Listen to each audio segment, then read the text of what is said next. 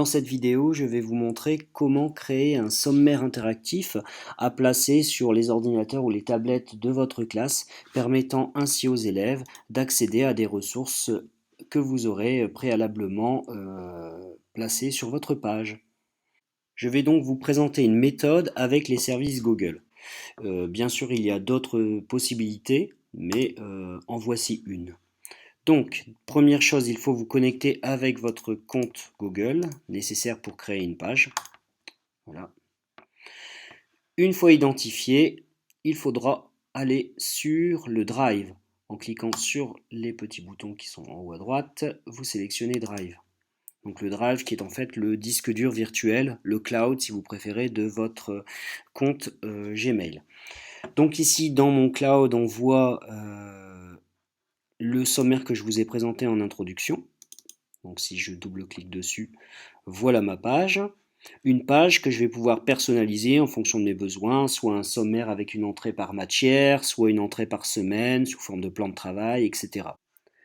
Alors, comment créer cette page? Je clique sur le bouton Nouveau et je vais créer un document Google, un doc Google. Un Google Doc, pardon.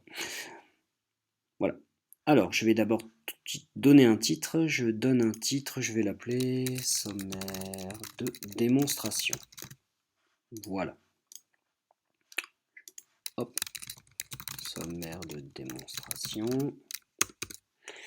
Donc, c'est sur cette page que je vais insérer mes liens. Alors moi, j'aime beaucoup fonctionner par tableau parce que je trouve ça très visuel. Hop, voilà. Donc, dans chaque case, je vais insérer un lien. Donc, admettons que je veuille insérer un lien vers un exercice du site Pépite.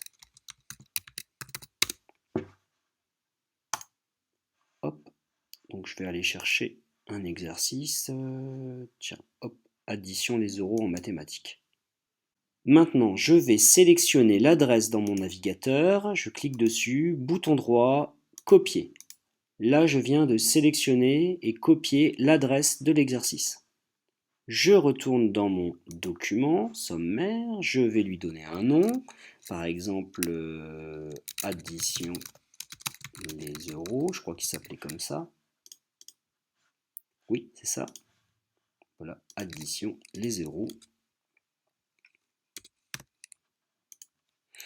Et maintenant, je vais insérer le lien. Je sélectionne mon titre, je clique sur le bouton droit de ma souris, et ensuite je vais sélectionner lien. Donc là, je dois taper l'adresse, donc je ne vais pas la taper, je vais faire un copier-coller, puisque je l'ai fait avant, j'ai fait un copier, là je fais un bouton droit, coller. Voici l'adresse de mon exercice, je clique sur appliquer. Et voilà, ça y est, mon lien est inséré. Alors je peux même, si je souhaite, faire insérer une photographie de l'exercice. Donc moi je vais faire une capture d'écran, chose que vous pouvez faire également sous Windows avec l'outil capture d'écran. Puis je vais aller chercher ma capture d'écran qui est là, hop, et je vais l'insérer en dessous. Voilà.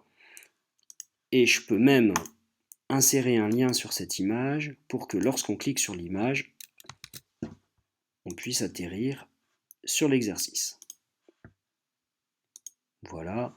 Dernière chose, je vais appliquer un code couleur à ma case, sachant que moi, dans ma classe, les mathématiques, c'est la couleur bleue. Donc, je vais aller dans les propriétés du tableau et je vais insérer une couleur d'arrière-plan, par exemple le bleu. Hop. Donc là, on sait que ma case bleue correspond à des mathématiques. Si je voulais insérer, par exemple, de l'orthographe, j'aurais choisi, pour moi, c'est la couleur rouge en classe. Hop, donc les élèves en un coup d'œil savent de quoi il s'agit. Bon, c'est vrai que là, le bleu sur bleu, c'est pas génial. Enfin, ça va, mes élèves ne se plaignent pas. Donc voilà, là, je viens de créer mon sommaire. Alors maintenant, comment mettre à disposition mon sommaire sur les ordinateurs de la classe? Alors, c'est une manipulation à faire une seule fois. On clique sur le bouton partager et ensuite on va cliquer sur obtenir le lien de partage. Donc là, Google va générer une adresse internet où ma page sera visible pour tous les utilisateurs qui utiliseront ce lien. Alors ils ne pourront que la voir, ils ne pourront pas la modifier.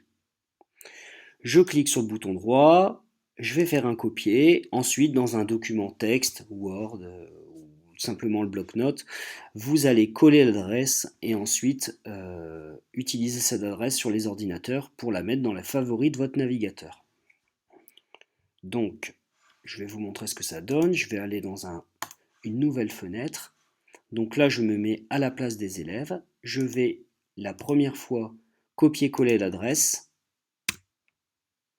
Hop. Et voici le sommaire que les enfants verront. Vous voyez, on est bien en lecture seule, donc ils ne peuvent absolument rien effacer. Par contre, ils peuvent cliquer sur les liens pour atterrir sur la ressource que j'ai sélectionnée pour eux. Une fois que j'ai copié-collé mon adresse, sur chaque ordinateur, il faudra simplement ajouter cette page aux favoris du navigateur. Ainsi, les élèves n'auront plus qu'à cliquer sur ce favori pour arriver sur votre page.